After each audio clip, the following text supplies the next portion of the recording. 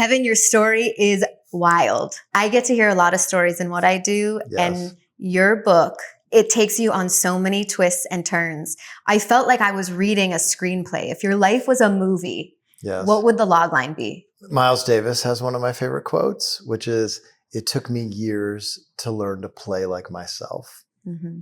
So maybe it took him years to learn to play like himself because I had a real identity crisis early on. I grew up not understanding why my father hated me so much. And at 18, I figured out why. So I want to start with the title of your memoir. It's The Bottomless Cup. It sounds like you've spent almost your entire life up until a few years ago searching how to fill it.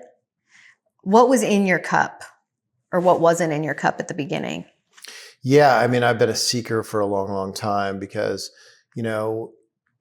when you feel like someone who's despised in your own home when you're growing up, you kind of feel like the only way that you can be loved is out of invention. Mm-hmm. And so I created this sort of avatar very early on. If you do that long enough, you end up becoming a stranger to yourself, And so as I was on that search for who I was, I figured out that manic moments gave me dopamine. And so when I wanted to fill my cup up, I would have these grand gestures or these big moments. And I thought that was happiness. Mm-hmm. So I dropped out of school when I was 19 years old, ended up living in my car in the panhandle of Florida. And I wrote this really beautiful piece of fiction, which was my first resume, which had all these restaurants on it that no one could call for a reference check because they had all mysteriously gone out of business. So, so I walked my way into this job, and instantly that rush of a busy dining room gave me a rush. Mm. And so what I figured out was, you know what? I could do this every night and it could be mine. I'm going to throw a party every single night. We're going to clean it up. Then we're going to set it back up again and do it the next day. And I was going to be a party thrower. So I could constantly have this rush of dopamine. And in the beginning, that worked, but I mistook manic moments for happy moments. Well, fast forward, you've been incredibly successful in the hospitality industry. How many restaurants have you opened? 46. And counting. And counting. You've also been candid that a lot of that success came from that frenzied high that you're talking about. Sure. Why did you decide that now was the right time to write this book and talk about all the high and low moments? Well, first of all, rock bottom is a gift. Is it? It is. It is if you survive it. And so there's a million people who are rock bottom and there is no survival. And that goes for depression. It goes for addiction. Mm-hmm. And for myself, when I survived the lowest of the lows and came out of it, I felt like I had kind of a free spin. I was like, okay, if death is the other side of this, then I'm going to throw the kitchen sink at happiness and try to right the ship. And when I did, I was like, you know what? I'm going to share. I'm comfortable with sharing this story now. And for some reason, I always thought the story was going to hurt my image in some way. This carefully crafted avatar that I had tried to create, which included at times me having a happy childhood. And so now I don't give a shit about the fugazi part of me that used to be out there. I'm more concerned with the real me. Mm-hmm. And so I'm more excited to put the story out there and say, this is actually who I am. And you decided to write a piece right after your mom passed away. Yeah. Was there permission there to sort of put your story out there? Yeah, that's a good way of putting it. A little bit, and even though that story didn't delve into everything, my mom passed away the day before restaurants closed for COVID. So if you think of two of the only anchors in my life, my mom and restaurants, both of them went away in a very short amount of time. Mm-hmm. So the next day we couldn't throw a funeral for her because of COVID. We had a dinner at a restaurant that I had in Springfield, Illinois together. And then I had to drive up to Chicago the next day and close down all my restaurants. So I didn't really sleep for like 2 or 3 days. And within my insomnia, I woke up and wrote this piece about her.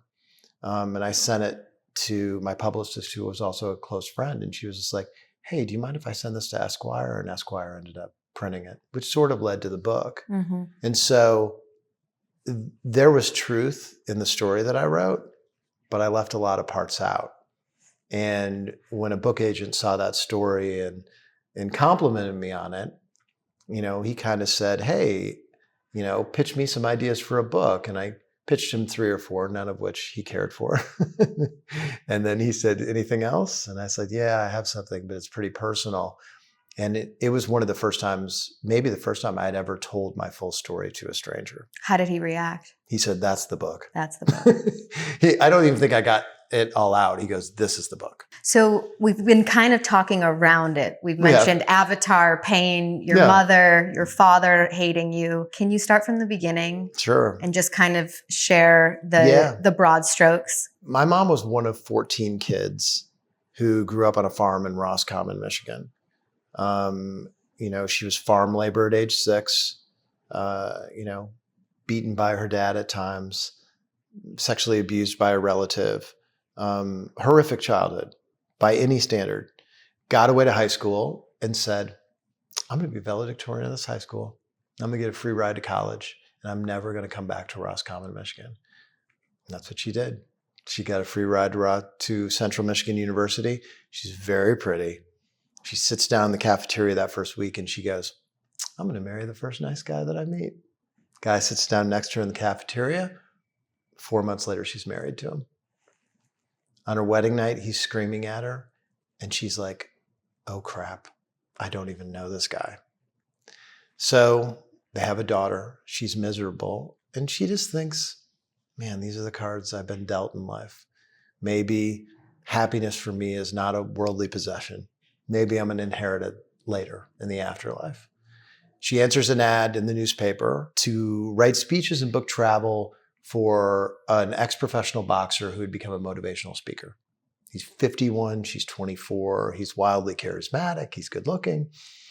And they have an affair. She gets pregnant. She goes back to the man she's married to and says, I'm going to leave you. And he instantly says, if you leave me, I'll kill myself. And her Protestant guilt gets the best of her. And she stays. 3 months later, she's noticeably pregnant. And they don't say a word about the origin of that baby, even though he must know it's not his because they haven't been together in a long, long time. Wow. So the baby comes out. His name fraudulently goes on the birth certificate. That's me. You're the baby. I'm the baby. So as soon as I come out, all he sees is that man. And so when he looks at me, he doesn't see a son. He sees an enemy. He sees somebody who ruined his life. And I pretty much felt that all the time. So you're a young kid and all you want your dad to do is love you, be proud of you. And I just always knew he had a real problem with me. How did you know? Well, first of all, he wasn't shy about it. He would tell me that I was an idiot and a loser pretty much constantly. I remember a moment where I thought I'd solved it. I was watching Little House on the Prairie, and Charles Ingalls was swinging an axe, and my dad was like, you know what, I need an axe because I got to chop down that willow tree that had died in our backyard. And I went to Mom and I go, Mom, I know what I'm going to get Dad for Christmas. I'm going to get him an axe. This is like my prescient hospitality skills very early in life, you know? And she's like, that's a great idea. We go to Sears and we buy him an axe. And you know, when you wrap something like an axe, you can already tell it's an axe. Yeah. It's under the tree and he opens it and he was actually, hey, this is thank you. This is really great. And I'm like, that's all it took. An $8 axe from Sears. And I have solved our relationship. And I was so happy that I made him happy that I kept bringing it up. Like, you really like it? And at one point he was just like, he goes, enough. You know, you're going to make your sister feel bad about her gift. And it quickly just turned. And I knew very early on there was going to be no way that I was going to make this guy happy. And so at a certain point, we were just sworn enemies. And your mom never said a word to you? Never said a word to me. You know, when we talked about it later and she was right, she was like, I was just afraid if I told you there was going to be this moment where you're going to be like, well, oh yeah, well, you're not my father. Yeah. And she was dead on right. And she was just trying to keep the peace the best she could. So fast forward, you're 19 and you have this job for the first time. And how are you feeling about yourself? Well, something had happened a year before that, 3 days before I left to go to college. My real father had come and found me and taken me out to breakfast and had said, your whole childhood's a lie. I know from your mom that you never cared for your father much. So perhaps it's helps you to know that I'm your father. Do you remember that moment so vividly? I remember how uncomfortable it was because you instantly what you're doing is you're rewinding and you're thinking, oh crap, this is why he hated me. And I can't believe my mom didn't tell me. And how am I supposed to feel now? This guy's a stranger to me. I feel awkward around him. And so I was just like, it was like that moment where the beads of sweat start coming down your face. I was in a full flop sweat in probably within like 5 minutes, red face, red neck. And I remember the server coming over and she's just normally doing her job. Can I get you more water? And I was like, will somebody take me home? I need to go home. And he was like, are you sure? Can we talk about this? It's like, no, take me home. And so I just wanted to be alone. So he dropped me off at my car and I literally ran to my grade school parking lot for an hour and a half. I knew what time it was and I knew my Larry, who raised me, was at the house because he always came home for lunch. So I just had to sit and wait it out in the parking lot by myself and just like think about all this stuff. Being alone in a parking lot is really depressing imagery. Did it feel as depressing? It did. I was just trying to figure it all out. My mom had always been my hero parent. And so to feel like I'd been betrayed by her then threw my whole life out of whack. And what it did was it turned me pretty rebellious for a little while because I was like, well, you know what? Fuck everybody. And so I was so happy that I was leaving. Those 3 days in between that moment and leaving for school couldn't happen fast enough. And so I was just scarce those last 3 days. And I drove myself to college. My folks didn't come up with me and I was gone and I was like, get me out of here. Sometimes in memoirs, when people write about their childhood, I'm like, want to fast forward to the next part.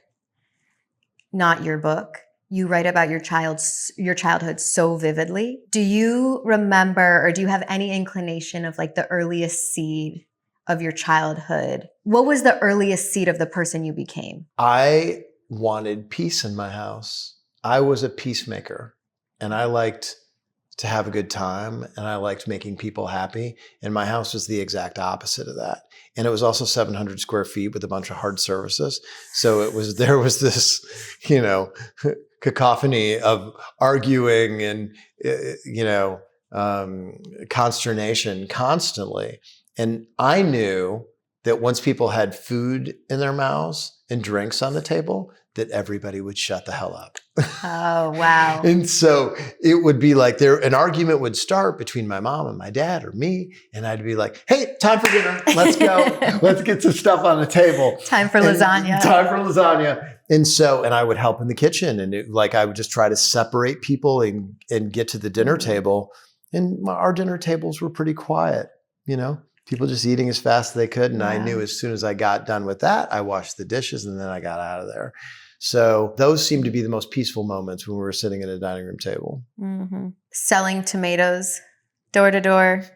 You built fake restaurants with your sister. Yes. Take me back to your very first cup of coffee.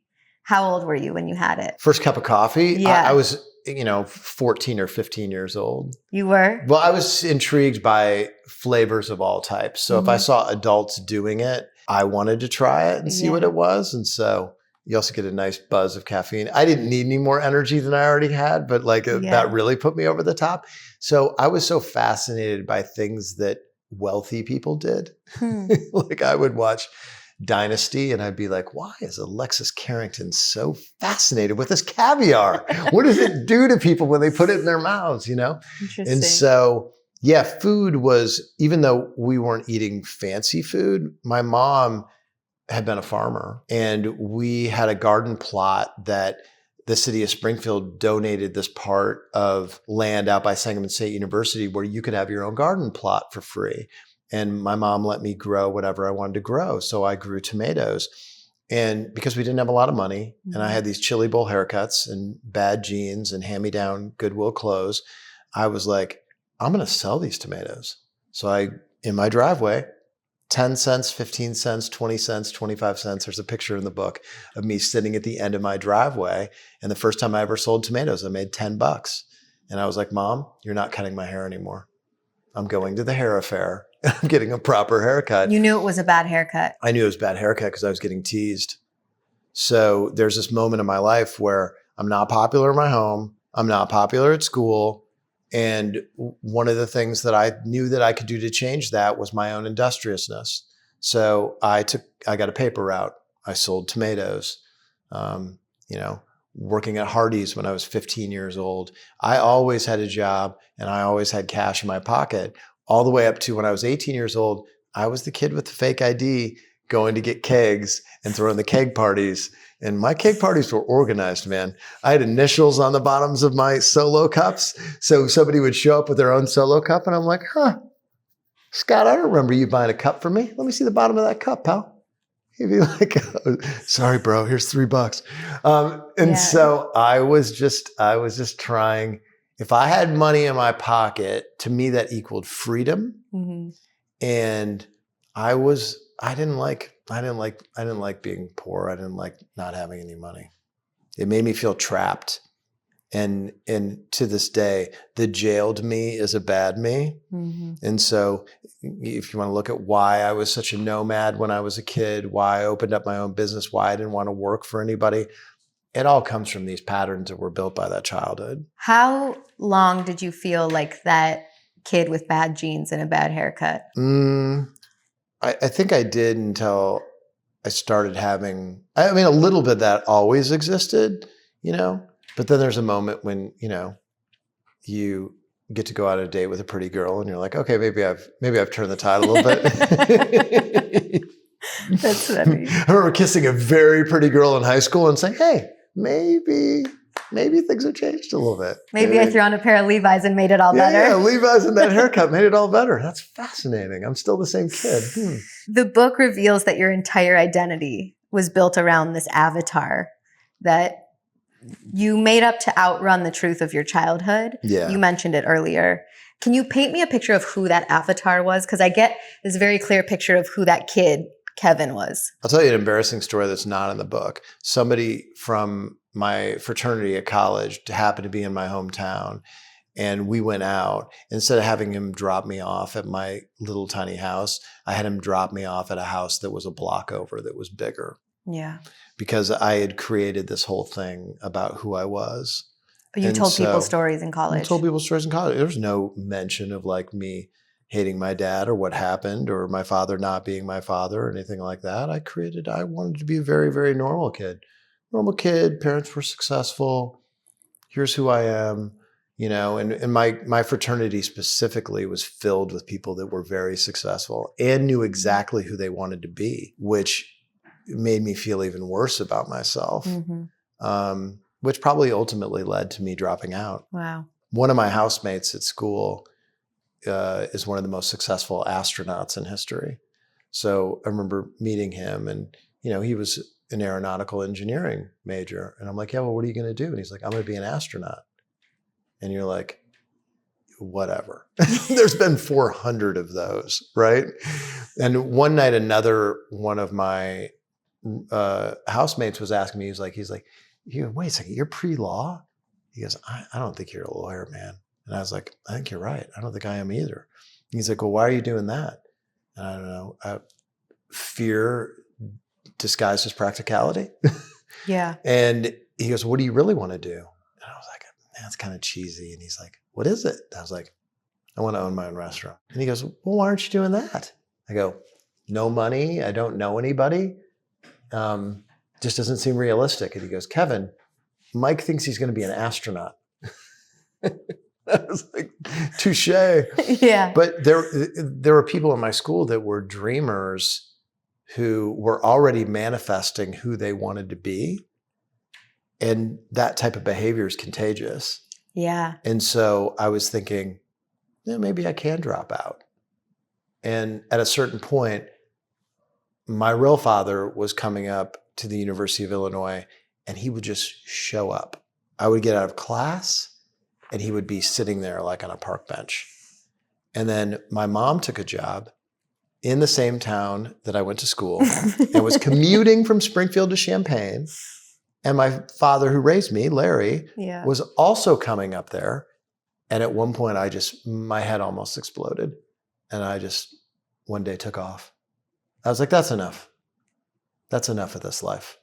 How do you make sense of all three of them kind of checking in on you, especially Larry? Like, you were like, dude, you hated me my whole life. Larry was regretful. My mom adored me. Woody was regretful. Woody was getting older and knew that he had watched me from a distance all these years. It must have been hard on him. Mm-hmm. And now he wanted me to just instantly feel like he was my father. Did you look like him? I did, but I couldn't flip the switch of just loving him. And with Larry, he was too far gone.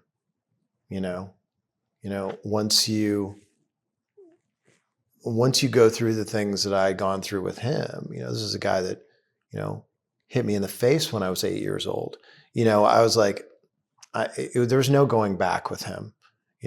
Maybe someday I could find something with him, but our relationship for all intents and purposes at that point was dead. Mm-hmm. And as much as I loved my mom, I felt suffocated. And I just got to the point where it's like, man, I'm going to go all in on me. Whoever this new me is, mm-hmm. I'm going to create this new me that doesn't have to deal with all of this baggage. And so all I wanted to do was pretend that all that didn't exist. And so I needed a new town to create the new me. Mm-hmm. None of these people know me. They're not going to know anybody to ask questions. The fake resume was symbolic of everything that I was trying to do. It's interesting for me to hear you talk about each of these people and feel your energy. It's different when you talk about each one of them. I adore my mother. You adore your mother. What I'm feeling... I feel sorry for Larry. I never knew Woody well enough. Why the emotion and the tears for Larry? I so desperately wanted him to like me. That never went away. So the tears are really for you. Maybe. And for him. I know at the end, I actually finished my book and I had turned it in and Larry had a heart attack. And my sister called me and said, Larry died for several minutes last night, but they revived him. And she said, I'm just letting you know. She didn't say, come down. She left that up to me. And I called my therapist and she said, what are you going to hope you did 5 years from now? Seems very simple, but it's a great question in a lot of different ways. Yeah. And I was like, I'm going to hope that I'm going to wish that I went down there, mm-hmm. even if it was just to support Missy. So I drove to Springfield and on the middle of the table was a letter from Larry, a 7-page letter. That was an apology letter. It was not an apology about his treatment to me when I was a kid. Mm-hmm. It said nothing of him not being my father. It was very specifically about him never really getting to know me or my kids. And he said, I know you don't talk to me anymore and I know why. And I'm sorry. And I was able to go to the hospital and forgive him and say, I forgive you. I think I wrote in the book that when I told him that I loved him, because I wasn't sure if I really did or not, mm-hmm. that it felt like throwing a curveball with a broken arm. It did. It was not easy to push out of my mouth. I had not told him that I loved him since I was a very little kid. Yeah. And I had never said it to my real father. And I was like, it's what he needs to hear. And what the hell, just do it. So I did. How do you feel in hindsight? Good.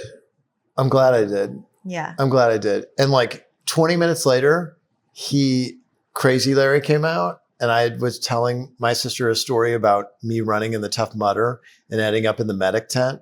And then he goes, "God damn stupid moron move per usual." And my sister and I just laughed about it. And Missy goes, "Go in the hallway." We went in the hallway. She's like, "Well, we're not crazy. He's still Larry." It's still him. I'm missing the years where you really found a version of yourself from 19 on. Talk to me about that time period. Yeah. Well, one, I found my people. So I went into restaurants and I met these people in restaurants, and I became, so intrigued about food and wine, hospitality and service. And then I met the restaurant people, and I go, wait a second, these people are smart. They know a lot about food and wine and music, and they're dangerous. I mean, they go out to like 4 a.m.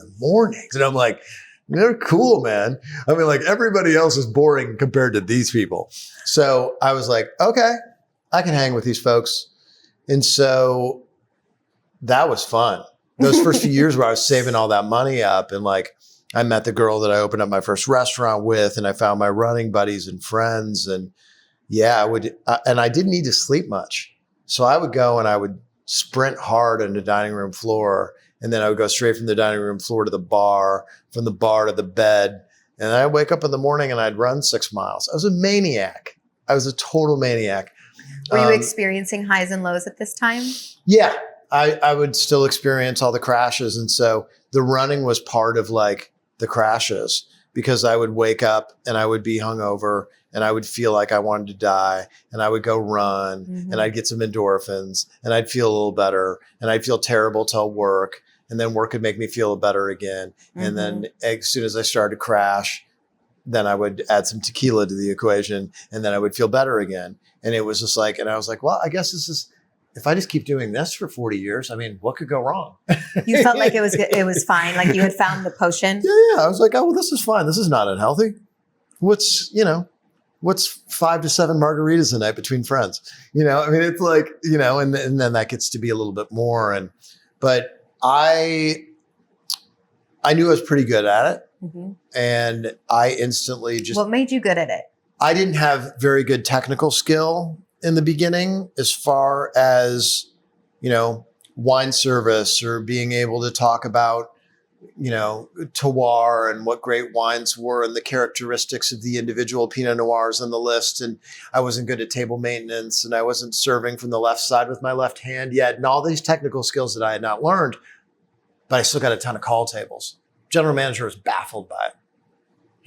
He would tell me, he goes, "You are not a great server. Well, I don't understand why you get 8 freaking call tables a night."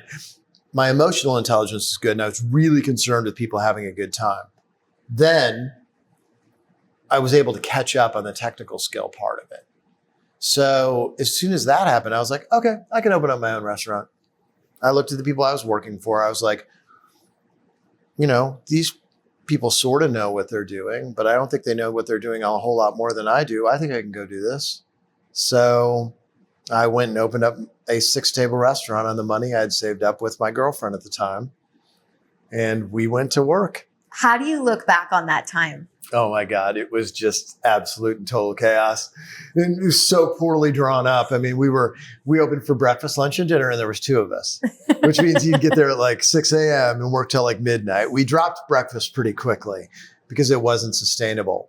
But her and I had deeply fallen for each other. But we're both pretty hot-blooded. And so instant way to ruin a good relationship, open up a restaurant together. So we ran hot, because sometimes there'd be 40 people in our dining room, and it was 2 of us washing dishes, serving, prepping, cooking. She was the chef on the line. I would have the cold station. We would both wash dishes, and she had a daughter, and her daughter was underneath the Oh my God. underneath this counter we had with a little TV VCR combination watching The Little Mermaid. It was wild. It was absolute insanity. And so, but for those first 6 months, I wrote something in my journal, and it was like, not sure if this business will ever fill my pockets, but it sure as hell fills my soul. Wow. And I was pretty poetic for a 21-year-old kid. And so I was happy. I was like, and it was mine. I could go out and people would be like, oh, what do you do for a living? And I was like, oh, I own Lazy Days Cafe. That made me feel so good. I had something that was me. Yeah. You weren't saying like, I'm waiting tables at this restaurant. Correct. Or that I could tell Larry restaurant. that. Yeah. I'm a restaurant owner. That's big. It was big. So how does one cafe turn into 46 It's a good question. restaurant openings? Well, you find out at a certain point, the size of our restaurant was a really bad size. We didn't have great weather conditions in our restaurant. It was like a back deck that had like plastic Viz Queen wrapped around it with a kerosene heater. If it got really cold, we were kind of screwed. And so Seaside, Florida became very popular. Somebody bought that building and they bought us out. And I went up the street and I go, what are my 3 favorite things? Well, I love sushi, I love wine, I love rock and roll. 100 wines by the glass, sushi till 3 o'clock in the morning, live rock and roll 7 nights a week. Now that sounds like, oh, what a cool concept. In the Panhandle of Florida in 1995, it was just downright weird. Really? Yeah, it was a weird concept, but people dug it. That's cool. And there was only a couple places to drink late night on 30A, which is now kind of a famous road. And we killed it. It was busy and I was having a blast. And I probably would have stayed there a long time, but somebody came, made me an offer to buy it. And I guess I was like, I guess I'm flipping restaurants. I still wanted more. It was still stuck together with bubblegum and Scotch tape. And I was like, I want something just a little nicer, something that feels a little more real. And weirdly enough, I took the money I made off of that and I went back home to Springfield, Illinois. And I said, okay, I'm going to show everybody what I've done. I was also kind of, I was like this also ran kid in Springfield. I was a kid on the other side of the tracks who went to not the best high school and lived in the little house. And I wanted to go back and say, I'm going to open up the best restaurant in Springfield, Illinois. And, maybe I can buy in some respectability in my hometown. And make Larry proud. Make Larry proud. And I told Mom to quit her job. I go, quit your job at TJ Maxx and come do this restaurant with me. And she did. Were those special years? It's very special. Very special because my mom was so hardworking and so smart. And if you gave her a project, she was going to do it 10x better than you drew it up. Right. And she was brilliant. You said your mom hid from the world most of her life and only found peace and purpose after 2019 when she got her cancer diagnosis. You describe it as the best time of her life. She described it as the best time she of her described life. it, excuse me. And it's because she found out how people really loved her.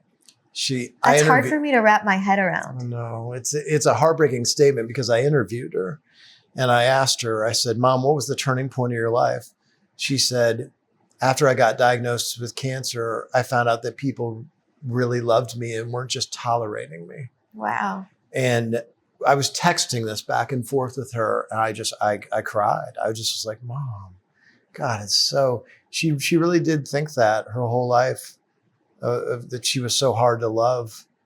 I started reading her diaries after she died and I couldn't read them, and my therapist said, don't read them. Really? She was like, they were never meant for anybody else to read. They were meant for her to read. And she said that's how she was feeling at that exact moment. It doesn't mean that she felt like that all the time. Did watching her find peace towards the end of her life influence your process at all? It did. I think that because she really did seem so zen and it was the best version of her that I had ever seen. Mm-hmm. Even with me, my mom was not super excitable, and she threw around compliments like manhole covers. And so for the first time, she was saying stuff like, you really amaze me. And it was this really sweet version of my mom. And I was like, it proved that there is evolution with people, and that you can get better. And my whole life, I knew there was something wrong with me, but it took me a long time to figure that out. I remember being a kid, when you get in bad moods a lot or you get dark a lot, you just think everybody's like that.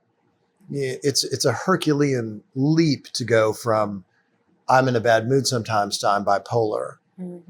And so my mom was definitely bipolar. So, as I looked back on it, I was like, oh my God, my mom had it worse than I did. And her mom had it. My mom always talked about how depressed her mom always was. Wow. So the first time I ever went to a therapist when I was 27, I went when I was 27. I didn't go to a therapist again for 23 years. I went one time. She was an hour and a half evaluation. She goes, Kevin, I think you might be bipolar. And I told her to go F herself. I was like, you don't know me. Did it stay in the back of your mind? A little bit. I was like, you don't know me. I'm not bipolar. And people people throw bipolar around a lot as like a dig on somebody, right? That they're like, oh man, she's crazy. She's bipolar. Yeah. And so when I heard that, it was like somebody telling me that I was crazy. And I was like, no. That's my mom and dad are bipolar. Haven't you seen my life? My life's amazing. I get in a bad mood every once in a while. You write in the book, ambition and adrenaline was your drug of choice. So how did you learn the difference between this healthy drive and what you didn't know at the time was bipolar disorder? There's the laws of diminishing returns with anything.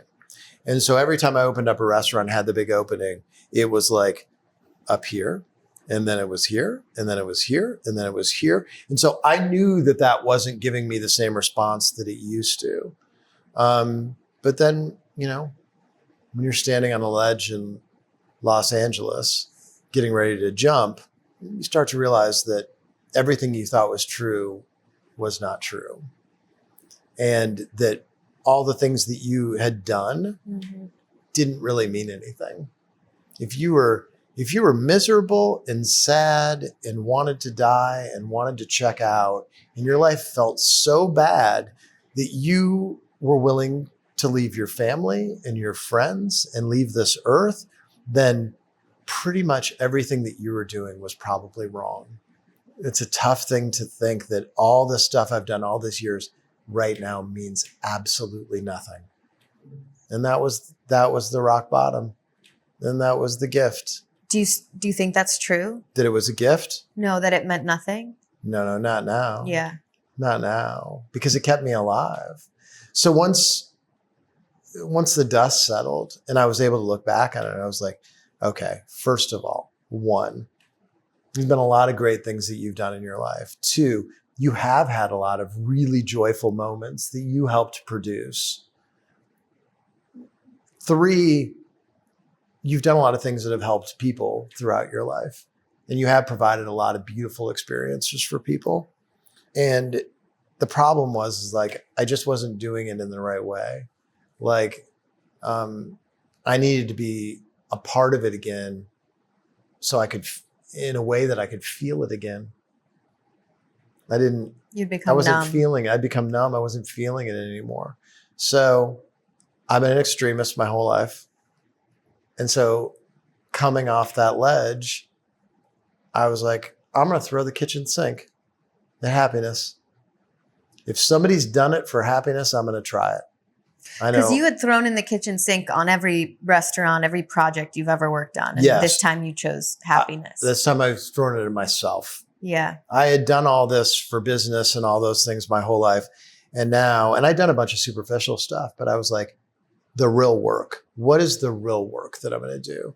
So that was, in the beginning, therapy 5 days a week, stopping drinking.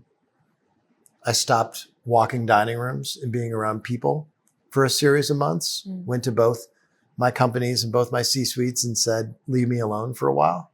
I told him to leave me alone for a while. And the next day, like several people called me and I was like, I don't think you heard me yesterday. Leave me alone. Really meant it. I really meant it. I did ayahuasca. I did bufo. I got on medication. And I went to Hoffman. And I know you've talked about Hoffman before, and you want a big heaping spoonful of self-awareness, go to Hoffman. It's not just about you. It's about you. It's about your parents.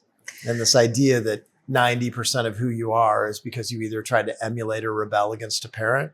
With me, it was so true. Why do you think you were so open to everything this time? Because the alternative was dying. I had come to a point in my life where when I got on a plane, and if there was extreme turbulence, I'd be pretty okay with this plane crashing right now. That's a bad place to be. Or when I got really anxious and really stressed out, my mantra was, if it gets any worse, you can just kill yourself. I mean, what a terrible, dangerous, awful place to be. And so, wow, I'm going to try everything. And I was hoping something would stick, but this was all stuff I'd never tried before. There was some low hanging fruit there. Mm-hmm. Therapy was some low hanging fruit. Medication was really low hanging fruit. Wow. And my therapist asked me, she goes, why do you think that you've never done this stuff? You try everything else. Why do you think you've not done this? And it came back to Larry only believed in the traditional ways to get somewhere. You go to college, you get a degree, this is what you do. You pay your taxes, you get life insurance, you get married at a young age, you have 2 children. And I wanted to be the opposite of him. My rebellion from him was, I'm not going to do anything traditional. And so I was like, I don't need therapy. I'm going to go float in a tank for an hour. I was starting to hurt myself in my rebellion against him. Do you remember the first moment that you thought, I've made it, and what that feeling was like versus the feeling now when you're sitting and like you've really made it? Yeah, I guess when, in my profession, the James Beard Award is like the biggest thing that you can win. Yeah. My partner and I won Outstanding Restaurateurs in America in 2019. And man, for about a week, everything was right in the world. It was like, oh, wow. It's kind of like my mom. I was like, wow, people do like me, oh, thank God, and I reached this pinnacle and nobody can take that away from me. And I felt like I made it. I was like, man, that's my Oscar, It lasted for about a week. Yeah. The really making it was in the last year. You found that peace that you were looking for in your house all along. It was a very quiet moment. I had finished my book and I was sitting in my house, my new house that I really love. And I was listening to Miles Davis, Kind of Blue, and my girlfriend was there. And I was just having the most beautiful, peaceful night. And I just thought to myself that I was really happy. My whole life had been about creating these giant, loud moments. I lived a really loud life, and I found happiness in the quiet. Miles in the background. Miles Davis Kind of Blue was the album I opened service with every single night. That album was at Lazy Days. Start with So What. And it was just playing in the background, sort of the soundtrack of my life. And so, but instead of working a room this time, I was just sitting with myself. I think it takes a lot of courage to write a book while you're still kind of going through all of the feelings. I was writing the book while I was living it. I know. And so sometimes once I got to like chapter 13, It was no longer the past I was writing about. Yeah. I was writing about while it was happening. That's sort of my question, because you don't get that a lot. A lot of people write in hindsight, and I understand why they do it. Why did you choose to write, to quote Brene Brown, in the messy middle? Well, there had to be a beginning, a middle, and an end. And when I started writing the book, I hadn't figured it all out yet. I was in the mess at that point. And so I was hoping something was going to happen, that was going to button it all up. And honestly, I'd written the ending before Larry passed away. And, I remember, I think it was my publisher's like, you have to take the book back, right? Life just kept happening. Thank God. And it was like I was writing in a journal. Some of those loud moments that you mentioned,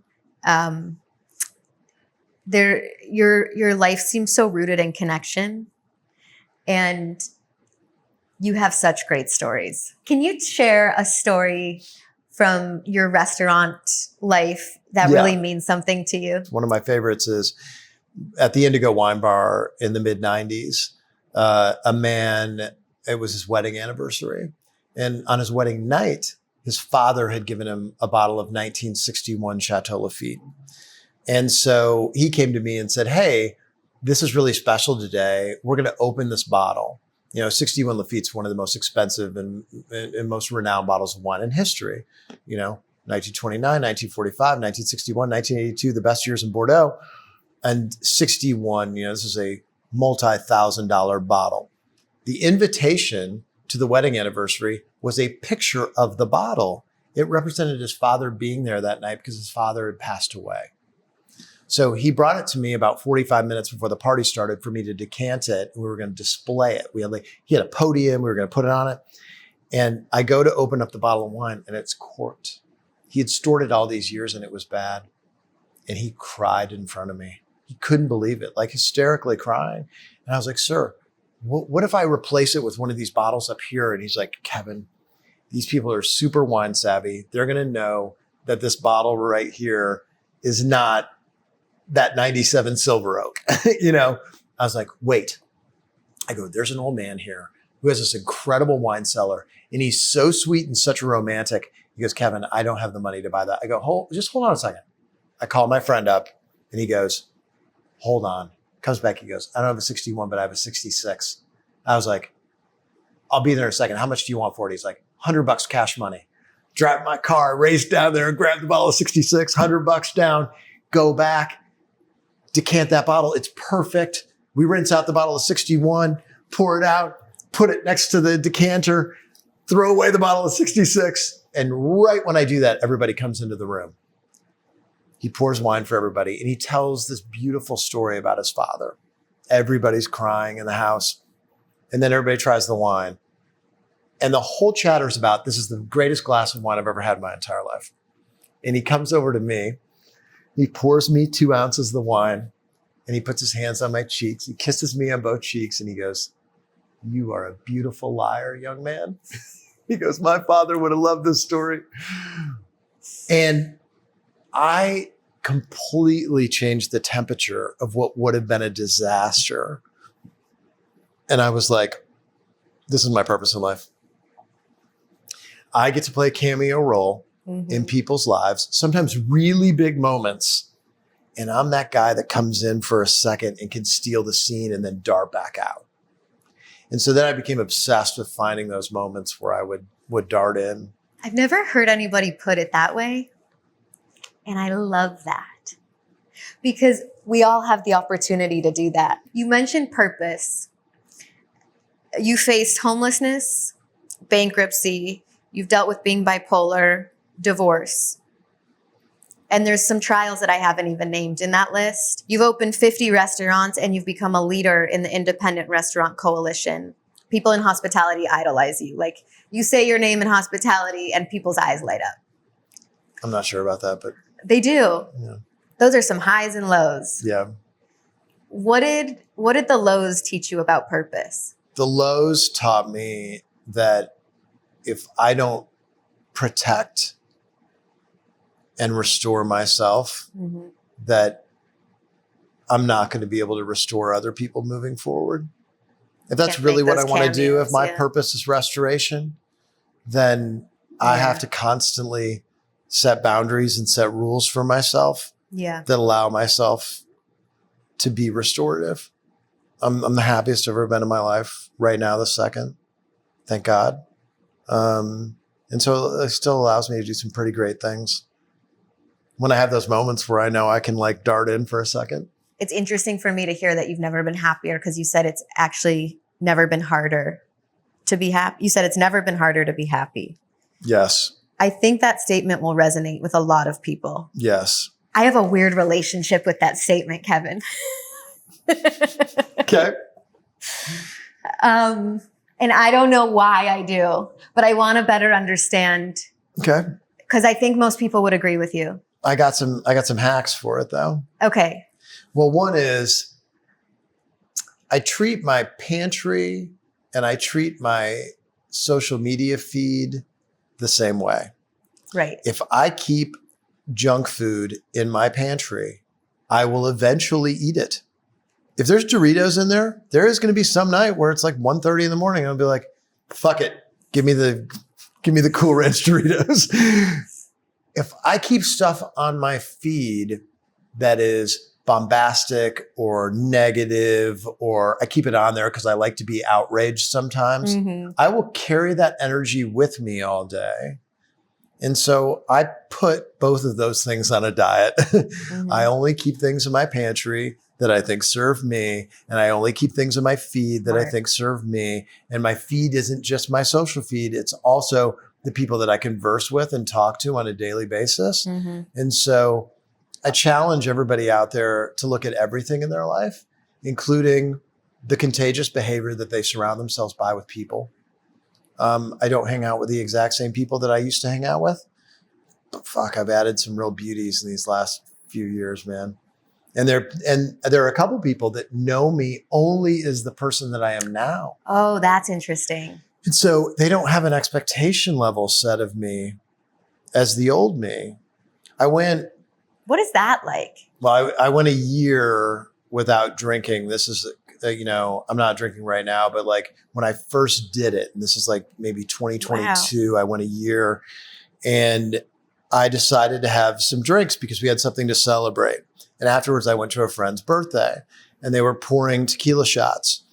And she looked at me and she's like, too bad you're not drinking. And I was like, actually, I am drinking tonight. She's like, and I took a drink and she put her hands on my cheeks and she goes, yes, I love drunk Kevin. And I looked at her and I go, everybody loves drunk Kevin except for drunk Kevin. It was one of these moments where it was just like, and yes, I continued to drink that night. And then the next day I was like, damn it. And since that time, I haven't had a night where I went off the rails like that. And like, and I haven't had a drink in months and months. It just doesn't serve me anymore. But like, there was a certain amount of people that were like, come on, give me tequila, Kevin. He's a blast. And I'm like, hey man, sober Kevin can be a lot of fun too. I heard Rob Lowe say that he thought when he got sober that he was never going to have fun ever again. Oh, wow. That's what his original thought was. And I guess I thought about that a little bit too, that I wasn't going to be able to have fun if I was sober. It's so wrong, man.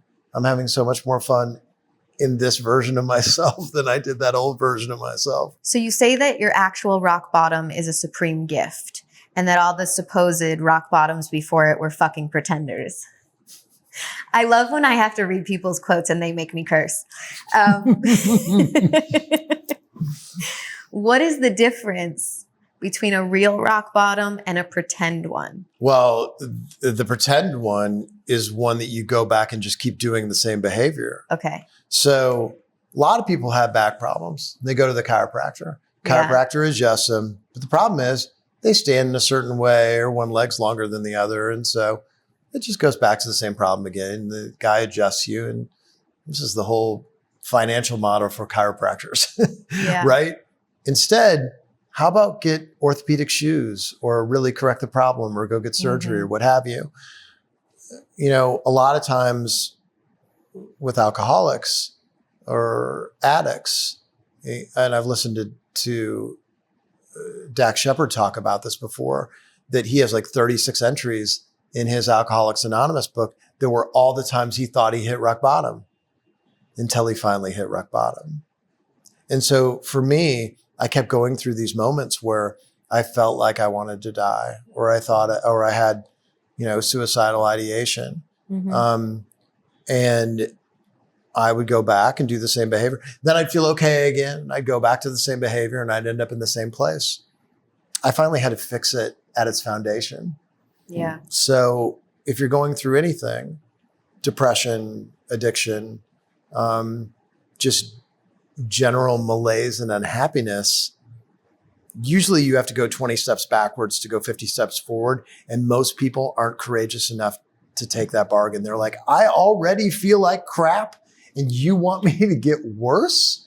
What are you talking about? And that's where I was for a long, long time.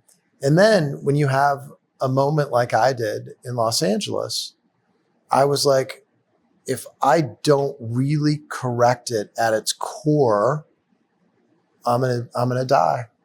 What led to the moment in LA? In successive order, my mom passed away. We closed all of our restaurants. My partner and I had to borrow basically $6 million just to keep our company afloat, because we had like $10 million a year in rent alone. We had a couple thousand employees that, we still paid for everybody's insurance, made sure everybody was intact.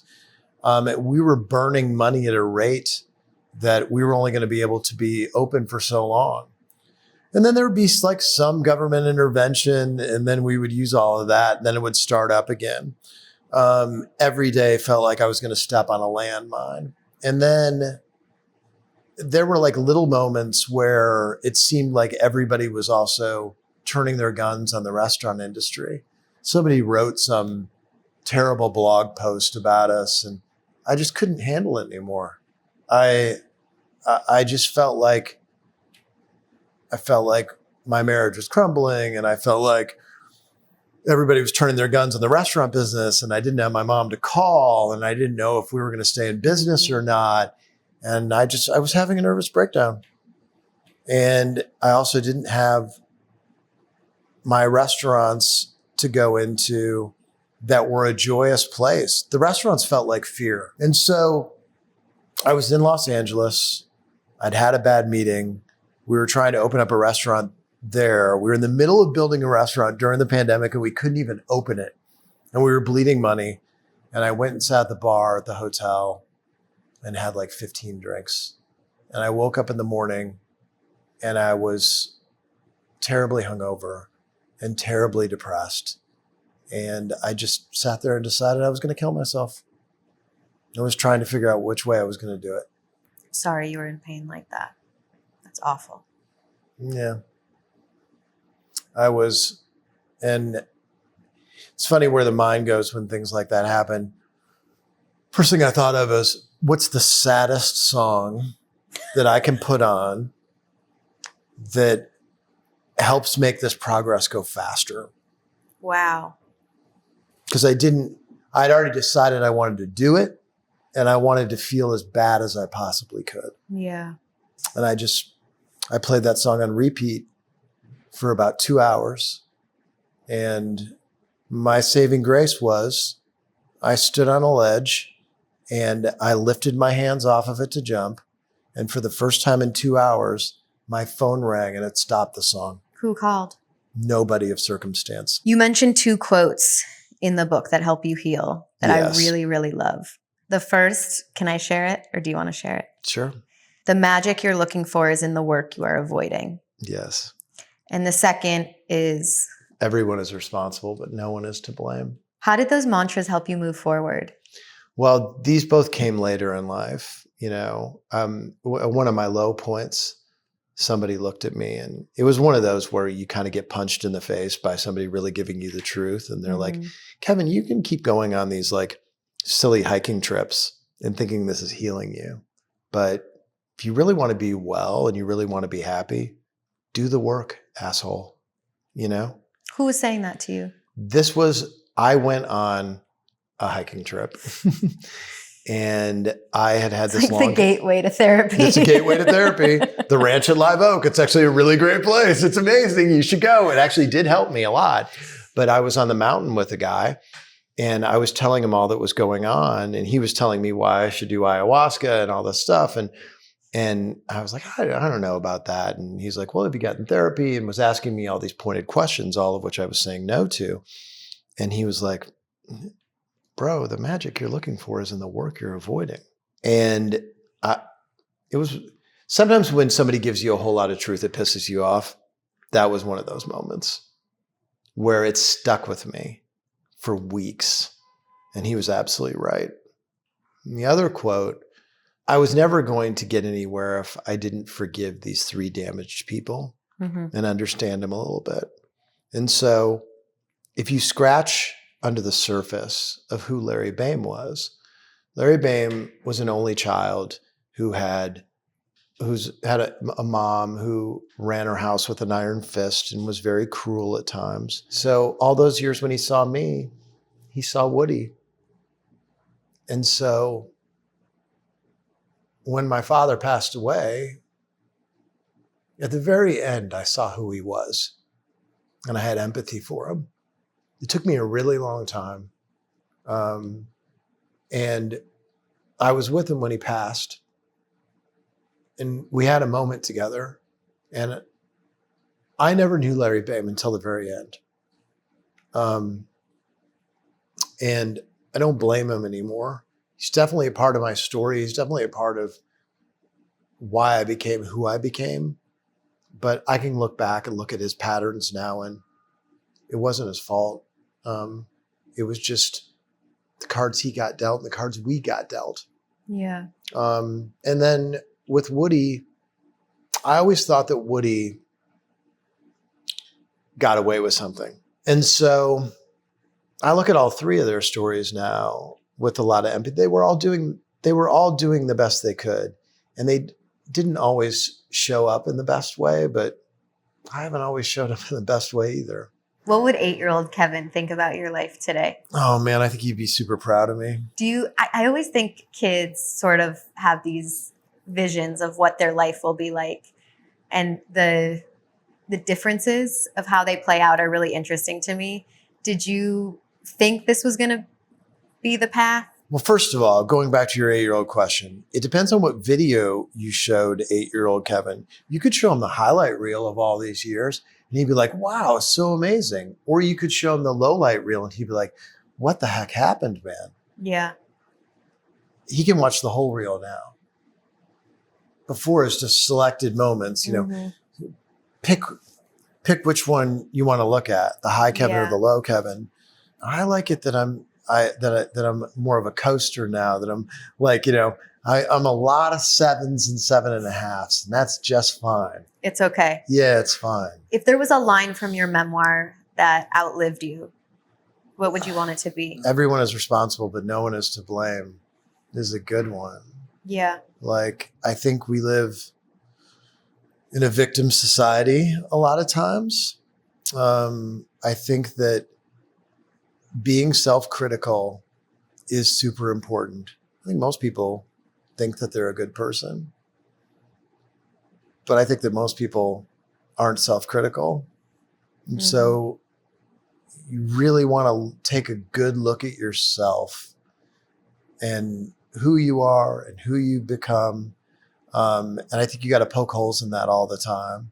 And I think all of that is within that everyone is responsible, but no one is to blame part. Yes, you were shaped by your parents and you were shaped by your circumstances. But at a certain point, I'm going to take control of my life. And this is an infinite game. Yeah. And that means there's no winning and there's no losing, but I'm going to get a little bit better all the time. And that's where I am at in my life right now, is like, what can I do every single year to get a little smarter, a little better, a little bit more empathetic, be a better partner. You ready for some rapid fire? How much do you tip for bad service? I never tip lower than 20%. Like, even if it's really bad. No, I'm usually, even if it's really bad, like I'm usually like a 30%er. Mm-hmm. And so if it's 20%, that probably means it was bad. I was a waitress. Yes. And when people tipped cash, I was so grateful. So now I always try and tip cash. Good on you. How much do you tip for great service? 30%, 40% sometimes. Really? Yeah. Do you tip on the alcohol if you're drinking? It's very kind. Okay, the best dish you've ever eaten. There was a dish that just caught me at the right moment one time, and it had more umami in it than probably any dish I've ever had in my entire life. And it was warm nishiki rice, and then it was room temperature beef tartare, and then cold Hokkaido uni at the top. Whoa. In one shooter, and it was freaking magnificent. A food you secretly don't like. I don't like corn chips. Hate corn chips. Random. I hate corn chips. I hate the smell of them. I really like Fritos corn chips. The best food city in America. Okay. I want to qualify this because food to me is not just food. Right. Food to me is a combination of hospitality, and it's a combination of atmosphere and design, and it's a combination of actual food. I'm super biased, but the alchemy of those three things, I don't think anybody does it better than Chicago. And I am in love with the food in so many cities. And I think it varies between Chicago and New York, but right now, the second, I'll give it to Chicago. I love that you said that because I think about this a lot. Yes. And New York has an array of options Chicago doesn't have. Yes. Like you can have incredible Jamaican food in New York, incredible Indian food, and there's a bunch of spots you could go to. Yeah. But the service isn't the same as in Chicago. Everybody is kind, mostly. Indeed. Yeah, mostly. It's like, I do think that Chicago is a no bullshit town. And so I think when people are giving great service, it's because they really want you to have a good meal. And I think people feel the sincerity. They digest it. It becomes part of the meal. Something everybody should try once. Writing their own life story. Whether they publish it or not, sit down, strip all the coats of varnish off of it, and write your life story. You will learn a ton about yourself and your place in the world. Has it freed you? 100%. A book that changed your life, something you think everybody should read. The Tender Bar by J.R. Moringer. I think he's a great writer. It's a great coming of age story. It's a great story about a relationship between the people who raise you and your actual father, and what's more important, having somebody who loves you there. And sometimes that's a team of people, the curated family. Grab the question everything card game, please. And pick whichever card calls out to you. What compliment do you hear the most, which means the most to you, and which one makes you the most uncomfortable? I get a lot of compliments about speaking. I speak a lot to groups or at small tables, just the way that I talk to people. But I think that one means a lot to me, like my whole purpose is to make people either feel more comfortable or feel motivated or feel better about themselves. And if all those things happen and I'm able to do that just with words, that makes me really happy. People have been saying stuff about my hair my whole life. I shaved it off recently. I had this long hair my whole life. I think that probably makes me uncomfortable. My business partner, when we won the James Beard Award, actually said, the first thing I'd like to thank is Kevin's hair. It's opened up so many doors for us. So that's funny. Kevin, thank you. I'm just going to say it's not just on behalf of me. I think you've opened so many doors in this book for healing for people with all sorts of pain. So thank you for your deep honesty. Well, you pulled a real Barbara Walters on me and made me cry a couple times here today. That doesn't happen very often. But yeah, glad we had some real talk. You know, the one thing in life that I'm completely allergic to is small talk. Really? Small talk for a living. You know, that distance, I ran a front door for so many years of my life, and that distance from the front door to the table is almost always about small talk. You can only get into so much during those times. So everything outside of the restaurants, I never want a small talk. I want to get right into it. Let's do it. Religion, sex, relationships, all the taboo subjects. Let's talk. All the stuff. All the stuff. Did you have any go-tos for small talk? Because the weather is the worst one. I try to stay away from the weather. And I always thought if you ask people a question with a question mark, not a period, you get a real answer. Yeah. So the one I would always do is I would just be like, how's your life right now? And people, if you really ask like you cared about it, people will sometimes be able to take it back. You know what? It's pretty great. And I'd be like, well, tell me what's so great about it. So then the follow-up question, they're like, you know what? It's pretty great because my son just went away to college. And he's really happy about his choice. I'm like, that's fantastic. Let's celebrate that tonight. So it would lead to a dialogue piece to where if they're in a bad mood and something just happened, let's try to make it better. And if they said something great, let's figure out how to celebrate that. That's a good tip.